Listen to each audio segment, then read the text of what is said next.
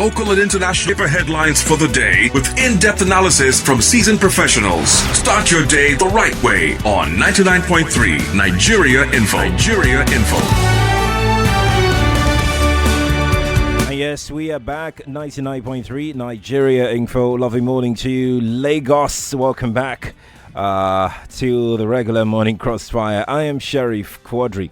Good to know that you are there. So it's time for us to take a look through the front pages of the papers this morning. Remember, you can always watch us live on our Facebook page and, of course, our Twitter handle, not forgetting our YouTube channel as well at Nigeria Info FM, at Nigeria Info FM on those platforms. You can also drop your comment. We'll take the comments as we go along, reviewing all the headlines and stories on the front pages of the papers this morning. Feel free to also drop us your comment on our WhatsApp portal. The WhatsApp line is 0809 597 5805. That is 0809 597 5805. Welcome to From the Front Pages on Nigeria Info this morning. Achike Chude is also here. Achike, good morning to you. Yeah, good morning. Thank you. So, happy holidays to you, Achike Chude. Yeah, same to you too. So let's move on now. Let's begin with our media partner on the show this morning. And by the way, we have The Punch, we have Daily Trust, we have The Nation newspaper. Daily Sun is also here. This Day, The New Telegraph, the Vanguard newspaper, the Daily Independent, and yes, our media partner, the Guardian newspaper, all on the table this morning. So we'll begin with the chief headline. It's very, very common on the front pages of the papers this morning, and that's about the traveling of the departure of Ezekzaki and his wife Zinat from Nnamdi Azikiwe International Airport in Abuja yesterday to India. The Guardian also just has a caption of Ezekzaki and his wife, basically, or both wearing nose masks. That's from the Guardian newspaper. From Daily Independent, it comes with a headline: Buhari ignores El Rufai's condition as Ezekzaki wife jet out for medical treatment. Front page Daily Independent newspaper. Front page Vanguard: Ezekzaki wife jet out to India for Medicare. Front page New Telegraph, we have this headline: IMN leader Ezekzaki wife flown to India for medicals. New Telegraph for you. From this day newspaper: Buhari ignores El Rufai, flies Ezekzaki wife abroad for treatment. Rider Afenifere Pandev hail government for obeying court order. It's from the This Day newspaper. From Daily Sun: 2 DSS officers escort Ezekzaki wife to India. Rider, 1 police doctor also in team with 4 family members of Shiite leader. And you can also see the caption of Ezekzaki and some family members and his wife as well in that caption. Daily Sun with that story. From the Nation newspaper: Shiite leaders, security operatives escort Ezekzaki to India. Front page The Nation newspaper. From the Punch newspaper: Ezekzaki rejects government jet, takes Emirates to India. The Punch for you. And from Daily Trust: Ezekzaki wife off to India for treatment. And you can also see the caption showing Ezekzaki with a nose mask on the front page of Daily Trust. Achike. Yeah, well, I think what it does primarily is to douse the tension in the land. And I'm glad that 2 organizations that have been very critical of government, especially government's disobedience of court orders, have hailed the action of the government, and that's the Afenifere and the Pandev. That tells you that, look, it's not all about wanting to engage the government from an opposing viewpoint, but when the government is wrong, it should be told clear terms that it is wrong. And so I think they have done the right thing, and of course the members of the IMN will believe that if you dare, you win. I want to believe that this resolution to get into that take proper medical care in India, Right. was as a result of their continuous engagement with the Nigerian state Right. over the health situation of El Zakzaky and the wife, and it has paid off ultimately at the end of the day. Of Right. course, unfortunately, at a very high price. People Right. have died in the process. Right. But I think it's a good thing, and just like I said, it has caused so much tension in the land, and this is something the government should have done a very, very long time ago. It's unfortunate that we are back to the same, it's the same thing now. And it just reminds one that in every great conflict, ultimately at the end of the day, people sit down at the round table to discuss the terms of settlement. Right. And so why not do that from the very beginning instead of the kind of crisis we have seen in the country? Kaduna State government gave conditions upon which, if rightly observed, they will release El Zakzaky. And now the federal government has said, look, let him go. Does that mean that Kaduna State government, had ulterior motive for wanting to keep him here? The Kaduna State Governor El Rufai in the past 4 years has not exactly covered himself in glory. He has been involved in all kinds of needless controversy, and the controversy over the extra conditions that they had given El Zakzaky, I think, was exceedingly very wrong. Right. The decision of the court really had to be obeyed. You don't give extra conditions. The court has said, has looked at every aspect of the case. The Kaduna government made representation to the court, and the court decided in their own wisdom to grant, that leave of absence, for the purpose of proper medical attention. And again, beyond that, is the fact that it was not a Kaduna State problem alone. It was a national problem. Right. It was causing crisis and tension in the land beyond Kaduna State. So I think the federal government was right to override whatever consideration Kaduna State government brought to the whole thing. There was a fear that he might seek asylum and not return to the country as one of the conditions Kaduna State government gave for him to be released. I think it was frivolous. It was frivolous, speculative, and the reality is that Nigeria has a diplomatic relationship with Iran, and that is the place they said he might flee to. Now we have a relationship with Iran, and I'm not sure that Iran, currently under siege at the international level, will want to make more enemies by keeping El Zakzaky, unlawfully. And so I think the Kaduna State government was just looking for any reason to keep El Zakzaky out of mischief or malice. I don't know. But obviously, there is no way in today's world that you can exactly hide. It's not a needle in a haystack situation anymore. Right.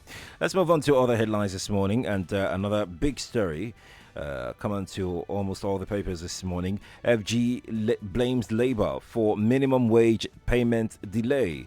FG blames Labour for minimum wage payment delay. The Punch newspaper. From the Nation newspaper, row over minimum wage payment delay. That's from the Nation newspaper.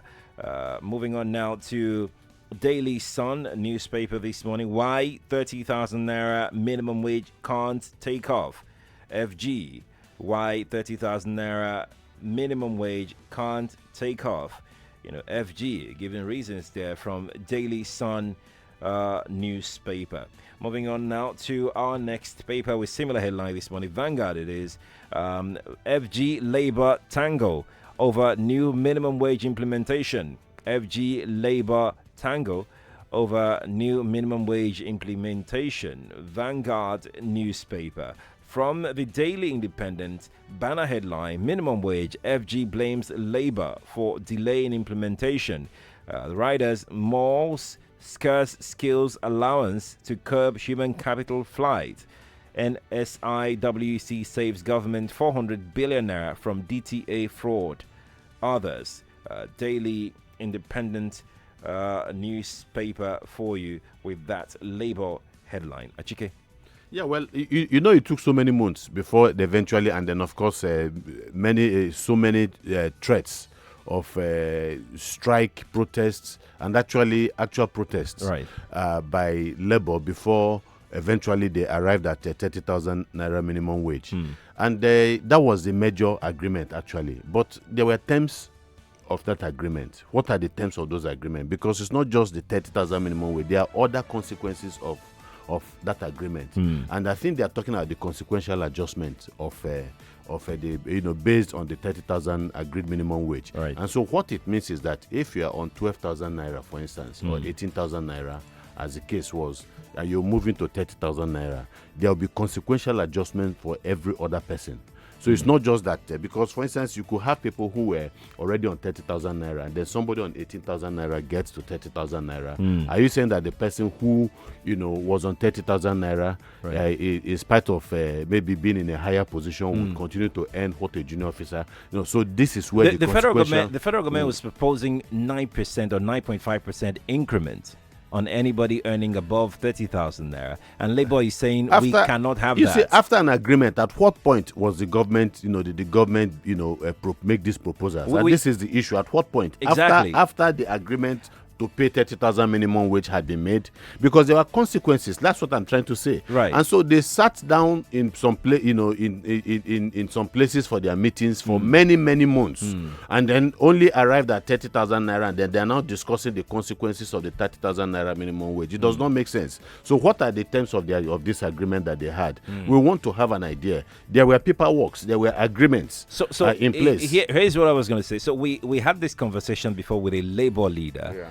Who joined us on the morning Crossfire, and he said that that area of the tripartite negotiating team was not discussed during the conversation around surrounding the 30,000 naira minimum wage. That they're now going to have a fresh conversation as regards the increment for other civil servants. Then I think if that is the case, I think Labour was simply being smart, and then the government was not being wise, because the reality is that once you have a minimum wage, there are international standards, there are rules of engagement. So once you have that, there is naturally a consequential adjustment of the wages. Right. Naturally, it kicks in. Right. And that's just what I have tried to explain. So from that perspective, I think the government will find itself at the back foot when it comes to even this discussion, because the reality is, what is the standard? And you're not just going to take, it's not just a Nigerian phenomenon. This is something that happens everywhere where you have wage adjustments, right? Like of this manner. And so I think that, like I said, that's why the government would seem, to be finding itself on the defensive with regards to this agreement. All right. Yeah. Let's move on now to another big story. We start with the Daily Trust newspaper. Police killing panel arrest 5 soldiers, 2 corpses in Taraba. Daily Trust newspaper. Similar headline from The Nation this morning. Buhari to act on killing of policemen. Coming from The Nation. And now to The Guardian newspaper. Residents flee Taraba towns over murder of policemen. Riders. Kiari's team seizes suspected kidnapped kingpin's property. Wadume was Army's benefactor. Army accuses police of inciting comment. PDP governors condemn killings, want compensation. Buhari not indifferent to incidents as presidency urges patience over investigation. The Guardian newspaper with that long one concerning that particular development. Daily Independent is next on the table. Buhari awaiting report on policemen killed by soldiers. The presidency speaking there. From the Vanguard newspaper, killing of policemen, civilians in Taraba. How I narrowly escaped death. Survivor policeman. Riders says Lieutenant villagers saved him from being shot dead. Corpses to undergo autopsy in Abuja. Army warns soldiers against confrontation with policemen. Presidency reacts, says we will do something soon. Vanguard newspaper. From the New Telegraph, police inciting personnel against army. Brote advises soldiers on pass to travel in Mufti over killings. The New Telegraph for you. Such a big story. This day newspaper, afraid of reprisal. Army warns personnel to steer clear of police. Riders urges traveling officers and men to wear mufti. Insists police team didn't inform other agencies of mission in Taraba kidnapped kingpin. This day newspaper. From Daily Sun, fears in army over policeman's murder. Riders, authorities afraid of reprisal. Order soldiers to wear mufti while traveling. PDP governors condemn killing. Daily Sun newspaper. And lastly, the Punch newspaper. Policemen killing. DHQ orders Taraba battalion to produce kidnapper. Wadume. Rider, killer soldiers moved to Abuja, Army grills commander. Achike, this is getting really interesting. Yeah, so much controversy, so much anger in the land. I can tell you that Nigerians are deeply upset about what is going on. Too many killings, too many controversies in this country. Right. And a lot of them not having any most of them not having equitable resolutions. And so, look, the reality, a lot of things have happened, unusual things. Right. First of all, this killing is reprehensible, it's abominable. And there are questions, so many questions that the army, not the police, so many questions that the army, has to answer, the army authorities. Of course, in the wake of these killings, right, the army was quick to react. Of course, they had not done their investigation thoroughly, but obviously, they sprang to the defense of their men, I think on the basis of the information they got from the field. And so they stuck to that. But it is clear that their position is unraveling. The fact that Wadume, for this policemen to have gotten Wadume, right, they had to pass so many army checkpoints before they got to wherever it was that they got the man. And then in coming back, we were told from for various information that we have read, that it was in coming back after with Wadume in tow, right, in handcuff, that they were confronted by the army. Right. And unfortunately, this gruesome incident happened. So they had passed different army checkpoints. So when the army, for instance, says that, look, the police authorities did not follow laid down procedure to get in touch with other right, command structure of the operations and so on, perhaps there might be some truth in that, because it's a theater of war.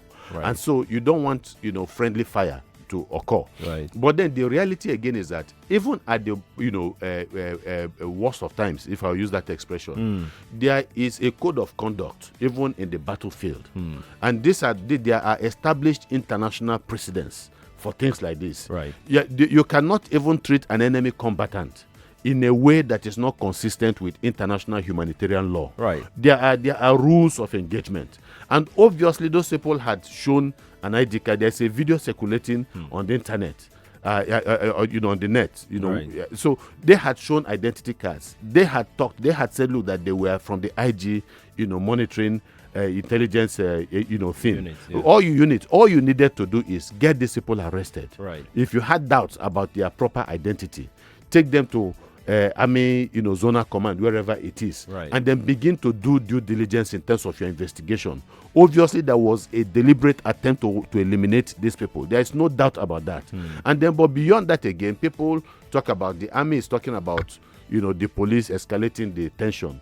They being active on social media over these incidents. To some extent, yes, there's a point in that. Perhaps they could have handled this matter in other ways. But the reality... What could have forced the police to have taken that action? There is deep frustration with the system. And it's not just, with what happened, but with the system, with the Nigerian system. But this is the same police that will come after you if you post anything inciting on social media. Yeah, look. Nigerians normally... Under normal circumstances, if you say there's a no